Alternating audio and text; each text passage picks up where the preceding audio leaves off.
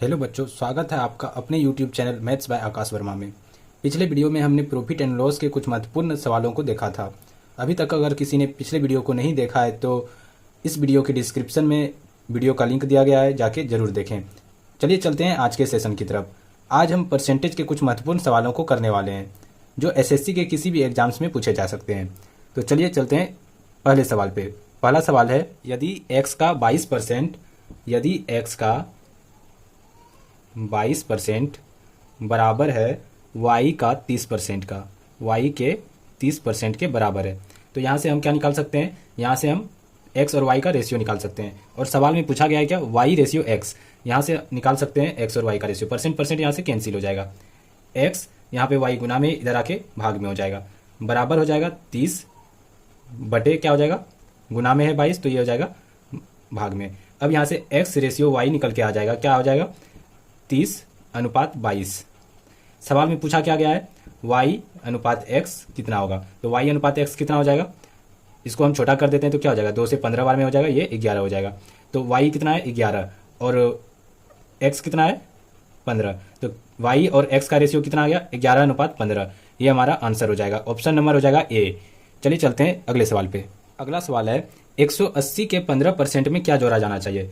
180 के 15% में, 180 का 15% में क्या जोड़ा जाना चाहिए? मान लेते हैं कि x जोड़ देते हैं, और ताकि योग 360 के 20% के बराबर हो। इन दोनों का योग क्या हो जाए, 360 के 20% के बराबर हो जाए। तो 180 का 15% कितना होता है? 180 का मतलब होता है गुना 15%, का मतलब परसेंट का मतलब बटे 100 हो जाएगा। यहाँ पे हो जाएगा प्लस x बराबर क्या हो जाएगा 360 गुना 20% का मतलब बटे 100। अब यहाँ से 1 0 1 0 कैंसिल, यहाँ से 1 0 1 0 कैंसिल, कितना हो गया 36 गुना 2 72 हो गया। और इधर देख लेते हैं क्या होता है, 0 0 कैंसिल, 5 तिया 15, 5 दूनी 10, 2 से हो जाएगा 2 9 18, 9 तिया कितना आ गया 27, 27 प्लस क्या आ गया x। तो यहाँ से x का वैल्यू निकल के आ जाएगा 72 माइनस 27, कितना हो जाएगा x बराबर 45। यानी 18 के 180 के 15% में क्या जोड़ा जाना चाहिए था, 45 जोड़ा जाना चाहिए था, जिससे क्या हो जाता 360 के 20% के बराबर हो जाता। तो ये हमारा सही आंसर हो जाएगा, ऑप्शन नंबर हो जाएगा सी। तीसरा नंबर सवाल है, एक छात्र एक संख्या को 5/3 के स्थान पर 3/5 से गुना कर देता है। 5/3 से गुना करना था, कर किससे दिया 3/5 से। जब भी हम ऐसे सवालों को करते हैं तो सबसे पहले दोनों के डिनोमिनेटर का एलसीएम ले लेते हैं। 3 और 5 का एलसीएम क्या हो जाएगा 15, और दोनों में 15 से क्या करना होगा, गुना कर देते हैं। 5 से इसको कटाते हैं तो 3 बार में कट जाएगा, 3 से 15 को कटाएंगे तो 5 बार में कट जाएगा, कितना हो जाएगा यहाँ पे 25। इसका मतलब हुआ क्या, सही जो गुना करता वो 25 आता और 3 तिया 9, और गलत गुना करके कितना ला दिया, वो गलत गुना करके कितना ला दिया 9। यानी वो कितने का एरर ला दिया, 25 लाना था, ला दिया 9, तो कितने का एरर हुआ 16 का एरर हुआ। तो सवाल में कह रहा है परसेंट एरर निकालने, कितने प्रतिशत का एरर हुआ है। तो कितने प्रतिशत का एरर हुआ है, 16 का एरर हुआ है। किस पे हुआ है, 25 से हुआ है, तो 25 को नीचे लिखेंगे, और गुना परसेंट निकालना है तो 100 से गुना करते हैं। 25 से 100 कट जाएगा 4 बार में, और 16 गुना 4 करते हैं तो कितना होता है 64। त्रुटि परसेंट जो हुआ है वो कितने परसेंट का हुआ है, 64% का हुआ है। ये हमारा सही आंसर हो जाएगा, ऑप्शन नंबर ए हो जाएगा सही आंसर। चलिए चलते हैं अगले सवाल पे। अगला सवाल है, यदि बेलन की त्रिज्या में 25% की वृद्धि की जाती है, कितने परसेंट का वृद्धि किया जा रहा है, 25% का वृद्धि हो रहा है। 25% का क्या लिख लेते हैं, फ्रैक्शन लिख लेते हैं। 25% का फ्रैक्शन वैल्यू कितना होता है 1/4। यानी पहले जो त्रिज्या था 4 था, अब कितना हो रहा है 1 का वृद्धि होकर क्या हो रहा है 5 हो जा रहा है। पहले जो r था r1 मान लेते हैं, कितना था 4, अब वृद्धि होकर r2 कितना हो जा रहा है 5 हो जा रहा है। 1 का वृद्धि होकर कितना हो गया 5 हो गया। अब सवाल में आगे कह रहा है, तो उसकी ऊंचाई में कितने प्रतिशत की कमी की जानी चाहिए ताकि बेलन का आयतन समान रहे। मान लेते हैं क्या ऊंचाई h1 है और इसका है h2। आयतन समान रहने के लिए बोल रहा है, और बोल रहा है क्या, उसके ऊंचाई में कितने प्रतिशत की कमी हो। तो आयतन क्या होता है, वॉल्यूम क्या होता है, बेलन का वॉल्यूम होता है पाई r² इंटू एच। r1 है तो r1 का स्क्वायर इंटू एच, h1, और यहाँ हो जाएगा पाई r2 का स्क्वायर इंटू हो जाएगा h2। दोनों को क्या करने का है, बराबर करने के लिए कहा है। तो यहाँ से पाई और पाई कैंसिल हो जाएगा। r1 का स्क्वायर कितना हो जाएगा 4 का स्क्वायर 16 हो जाएगा, और यहाँ से बराबर हो जाएगा 16 h1 बराबर हो जाएगा r2 कितना है 5 का स्क्वायर हो जाएगा, और h2 हो जाएगा। तो यहाँ से h1 और h2 का रेशियो निकल के आ जाएगा, कितना हो जाएगा 5 गुना 5 करते हैं तो 25, और यहाँ हो जाएगा 16। यानी h1 जो है पहले 25 था, अब जो हो रहा है 16 हो रहा है। तो कितने का कमी हो रहा है 9 का कमी हो रहा है। कितने का कमी हो रहा है 9 का कमी हो रहा है। और कितने से हो रहा है कमी? 25 से। तो 25 को नीचे लिखते हैं, गुना करते हैं 100 से, क्योंकि यहाँ पूछा गया क्या कितने प्रतिशत का कमी हुआ है ऊंचाई में। तो 25 से 100 कट जाएगा 4 बार में, 9 गुना 4 करेंगे तो कितना हो जाएगा? 36। यानी 36% का कमी करेंगे उनके उसके ऊंचाई में, तो क्या होगा? दोनों का आयतन समान रहेगा। ये हमारा सही आंसर हो जाएगा। ऑप्शन नंबर हो जाएगा ए। अगला सवाल है, किसी नगर की जनसंख्या 18,900 है, 4/9 लोग पुरुष तथा अन्य महिलाएं हैं। 4/9 लोग जो है क्या है? पुरुष है। इसका मतलब हुआ क्या? 9 जो है उसका पुरुष और महिला दोनों मिला करके है, और ये 4 जो है, 4 क्या है? सिर्फ केवल पुरुष है यानी मेल है। और ये क्या है? टोटल जनसंख्या है, ये टोटल है। यहाँ पे मेल कितना है? 4 है। मेल अगर 4 है और टोटल 9 है, तो उसमें फीमेल कितना हो जाएगा? फीमेल यहाँ पे कह रहा है क्या? अन्य फीमेल है, तो अन्य फीमेल है, तो 9 में से 4 को हटा देते हैं तो कितना हो जाता है? फीमेल 5 हो जाता है फीमेल। अब सवाल में कह रहा है क्या? 50% पुरुष विवाहित है, यानी विवाहित है जो 4 का 50% विवाहित है। तो 4 का 50% कितना होता है? 2, यानी 2 जो है, 2 पुरुष क्या है? विवाहित है। 2 पुरुष अगर विवाहित है तो 2 महिलाएं भी तो विवाहित होगी, तो टोटल विवाहित कितना हो गया? 4 हो गया। अब सवाल में क्या कह रहा है? सवाल में कह रहा है क्या? परसेंट विवाहित महिला ज्ञात करें, प्रतिशत विवाहित महिला ज्ञात करें। यहाँ पे कह रहा है क्या? प्रतिशत विवाहित महिला निकालने के लिए। तो विवाहित महिला कितना है? 2 है, और टोटल महिला कितना है? 5 है। तो 5 को नीचे लिखते हैं और गुना क्या करते हैं? 100 करते हैं।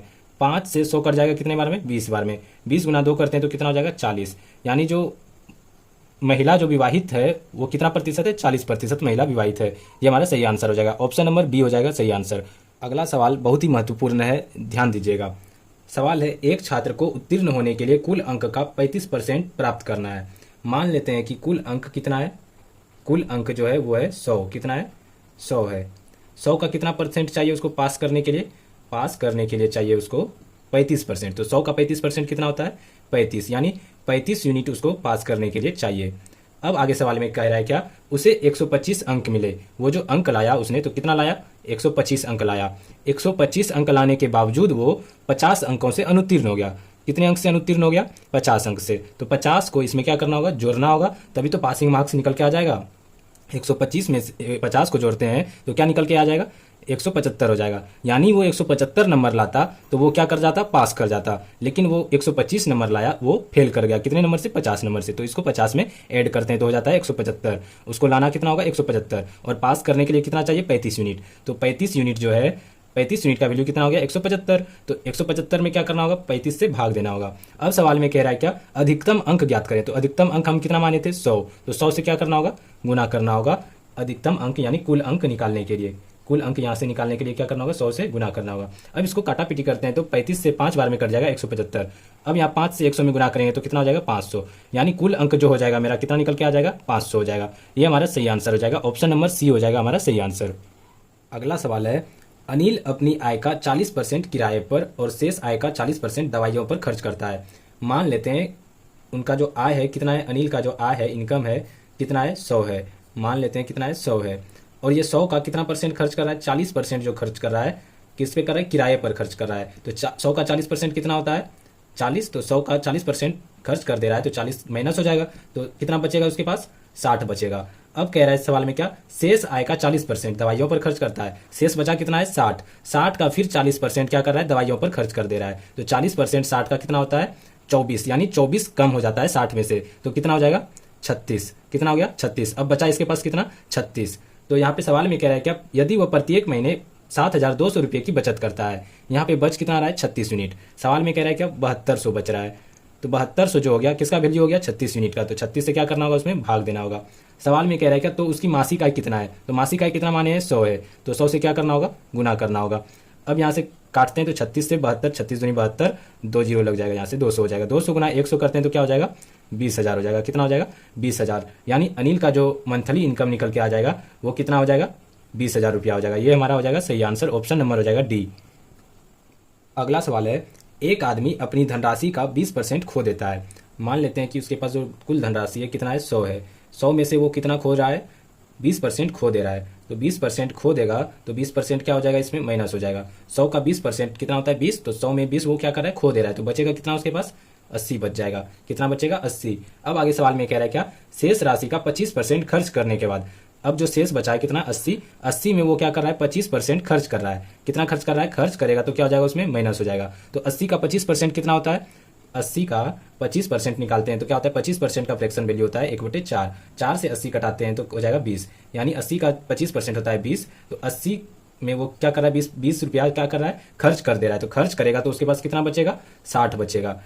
कितना बच रहा है 60। अब सवाल में कह रहा है क्या उसके पास 480 रुपये शेष रह जाते हैं। कितना शेष रह जा रहा है 480, लेकिन यहाँ पर कितना रह रहा है 60 यूनिट। तो 60 यूनिट का वैल्यू कितना हो गया 480। तो 480 में क्या करना होगा 60 से भाग देना होगा। सवाल में पूछ क्या रहा है उसके पास मूल रूप से कितनी धनराशि थी। तो कितनी धनराशि थी 100 यूनिट। तो 100 से क्या करना होगा गुना करना होगा।